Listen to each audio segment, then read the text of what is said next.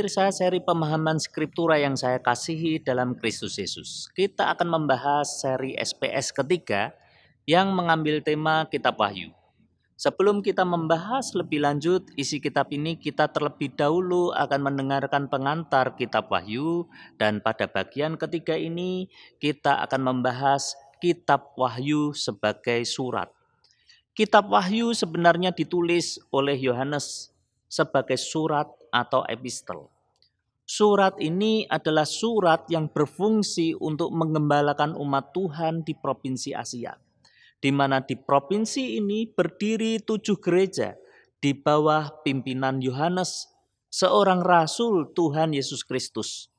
Ketika itu ia berada dalam penjara di Pulau Patmos. Agar pelayanan pengembalaan dan kebaktian tetap berlangsung, maka ia mengirimkan surat. Dan surat tersebut dikirimkan ke provinsi Asia agar diedarkan ke 7 gereja di sana. Surat dari Yohanes ini terdapat pada pasal 1 ayat 9 sampai 22 ayat 17. Surat ini dibacakan di depan kebaktian oleh seorang penatua yang mewakili kehadiran Yohanes sebagai sang gembala mereka. Di tengah-tengah penganiayaan tersebut, umat Tuhan di provinsi Asia merasa kehausan akan firman Tuhan. Mereka menanti dengan sabar penjabaran firman oleh sang gembala yang berada di tempat yang sangat jauh di pulau penjara Patmos. Ketika surat yang berisi firman Tuhan itu datang ke gereja mereka, mereka menyambut dengan antusias. Ketika firman dibacakan di depan kebaktian, mereka mendengarkan dengan antusias pula. Ketika firman itu selesai dibacakan, mereka akan dengan setia menjalankan isi firman Tuhan itu juga dengan antusias.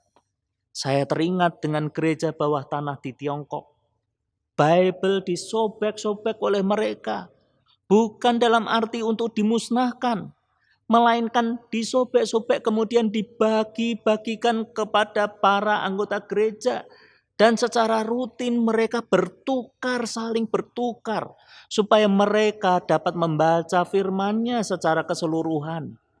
Mereka kehausan membaca firman-Nya. Kita saat ini dipaksa untuk tidak dapat berbakti di gereja. Apakah kita merasa kehausan firman-Nya? Atau jangan-jangan kita biasa-biasa saja? Contohlah umat Tuhan,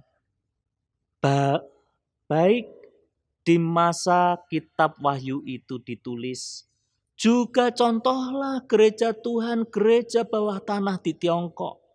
Mereka selalu kehausan untuk membaca, kehausan untuk merenungkan, kehausan untuk melaksanakan firman Tuhan itu. Contohlah mereka. Mereka adalah gereja yang dapat kita anut dan kita contoh. Amin. Soli Deo Gloria.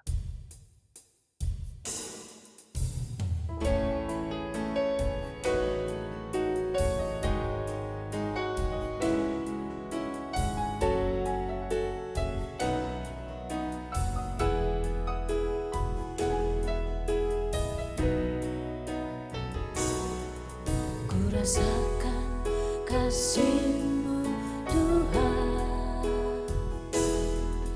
ku rasakan kuasa-Mu Tuhan, ku rasakan kasih kuasa Roh Kudus, ku rasakan kehadiran-Mu,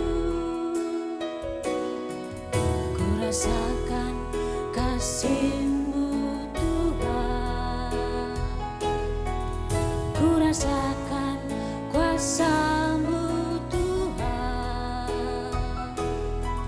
ku rasakan kasih kuasa Roh Kudus, ku rasakan kehadiran-Mu. Curahkanlah kuasa-Mu